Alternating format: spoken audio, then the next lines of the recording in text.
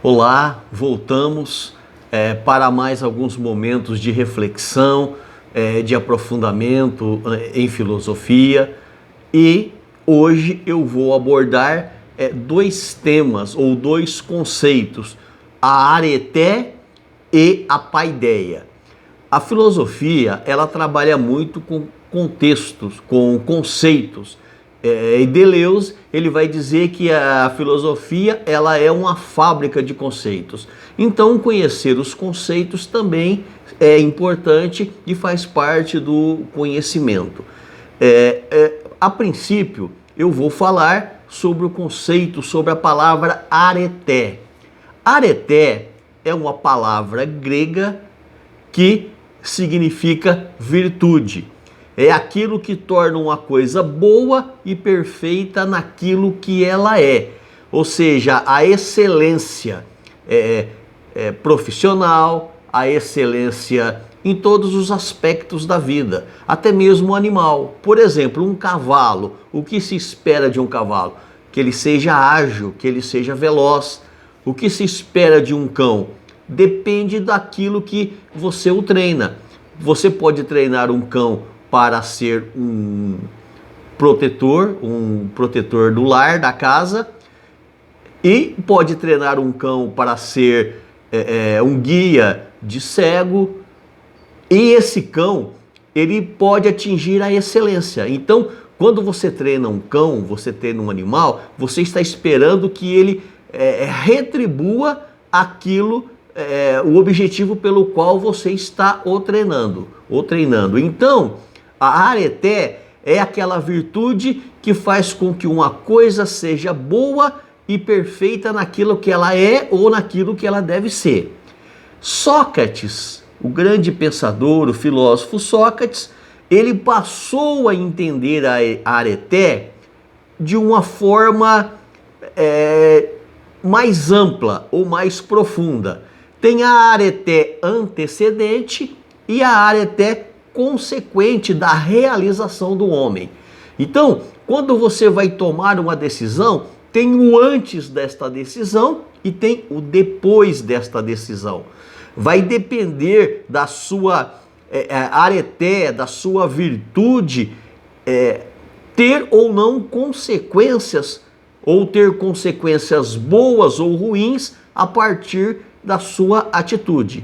Então, a areté é uma virtude e ela é alcançada a partir do conhecimento, a busca pelo conhecimento. Então, tomar decisão nada mais é do que buscar aquele conhecimento que você tem para que você tome a melhor decisão e que te cause menos dor.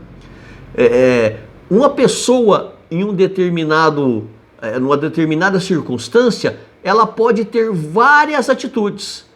Ela pode ter atitudes boas ou atitudes que vão lhe causar danos. Vou dar outro exemplo. No trânsito, uma batida de trânsito. A pessoa que sofreu a batida, que sofreu o prejuízo, ela tem que tomar cuidado. Não pode descer do carro agredindo a pessoa que bateu. Por quê? Nós não conhecemos a outra pessoa, nós não sabemos quem é, não sabemos o que passa na cabeça dela, quais são os demônios que ela está enfrentando, quais são as dificuldades que ela está enfrentando. Então, por alguma bobeira ou por falta de sabedoria, nós podemos arrumar uma confusão maior. Por isso que toda decisão tem um antes e tem o depois.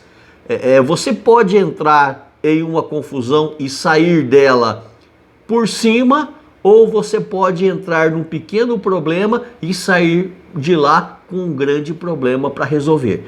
Então a virtude do homem, segundo Sócrates, a areté, não pode ser outra coisa senão aquilo que faz com que a alma seja tal como a sua natureza determina, ou seja, boa e perfeita. Então a natureza da alma é ser boa e perfeita. Mas de que maneira eu posso tornar a minha alma boa e perfeita? Não tem outro caminho se não for através do conhecimento, através da busca pelo conhecimento. Então, O conhecimento não é algo que acontece da noite para o dia, é um acúmulo que você vai adquirindo durante toda a sua vida. Então, o conhecimento, a sabedoria, a virtude, a areté, é um processo que se dá desde que você nasce até o momento em que você morre. Porque nós estamos sempre aprendendo, nós estamos sempre aprendendo algo novo, né? Algo que nos acrescente. Ou não, muitos abandonam a busca pelo conhecimento para desfrutarem de outros prazeres. Prazeres da riqueza, prazeres da carne, prazeres, enfim, uma série de outros prazeres. Mas o principal deles, aquele prazer, o ápice do prazer, está na busca pelo conhecimento. Então Sócrates, né, ele vai dizer que a virtude é o domínio da ciência. A areté é o homem dominar a ciência, ou o conhecimento. Porque a partir do domínio da areté, da virtude ou do conhecimento, eu terei uma vida tranquila. Os verdadeiros valores, segundo Sócrates, não está nas riquezas, nos bens materiais, nos prazeres, mas nos valores da alma. E esses valores têm que ser buscados, têm que ser preenchidos a partir de uma vida prudente, a partir da busca pela sabedoria. Então, existe o virtuoso e existe o vicioso. O virtuoso, ele precisa se aprofundar nas suas virtudes, enquanto o vicioso é aquele que abre mão do conhecimento, do domínio da ciência e cada vez vai se aprofundando mais na sua ignorância. Então, para Sócrates, o conhecimento leva à virtude e a falta de conhecimento leva à ignorância. Então, a descoberta do conceito de liberdade em Sócrates, em crateia, nós podemos dizer em grego, né? Ela quer dizer o quê? Que a liberdade se tem a partir do momento em que você se torna sábio. Por quê? Aquele que não busca sabedoria, ele é escravo da própria ignorância. Ele não sabe conversar, ele não sabe resolver os problemas, ele não sabe se desfazer de coisas desnecessárias.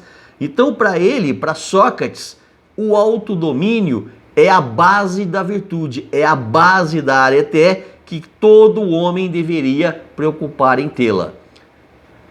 A maioria das pessoas, ou uma parte das pessoas, estão preocupados com coisas materiais. Eles não estão preocupados com o alimento da alma, com o conhecimento ou com a sabedoria. Por isso nós temos aí um mundo vazio, pessoas vazias, pessoas que não têm um vocabulário, que não sabem conversar, pessoas que não sabem respeitar a ética, o local que ele está inserido, se acha melhor que os outros, acha que ele tem razão e todo mundo está errado. Isso aí é falta de conhecimento, é falta de virtude. É essa virtude, esse areté, esse conhecimento para que eu seja livre, para que eu seja feliz, é que falta no ser humano, que falta no homem. A busca pelo conhecimento. E isso é um processo que se conquista dia a dia. Então, esse conceito de areté, ou virtude, Sócrates utilizou muito através de Platão, que deu voz, que deu vida às palavras de Sócrates.